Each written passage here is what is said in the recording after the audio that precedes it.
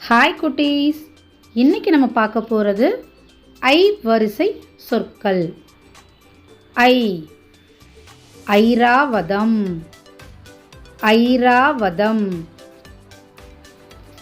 ஐயானனம், ஐயானனம். ஐவர், ஐவர். ஐம்பூதங்கள், ஐம்பூதங்கள்.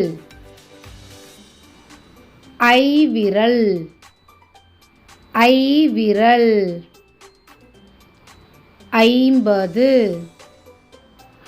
ஐம்பது. ஐந்து, ஐந்து. ஐயம், ஐயம். ஐம்பொறிகள், ஐம்பொறிகள்.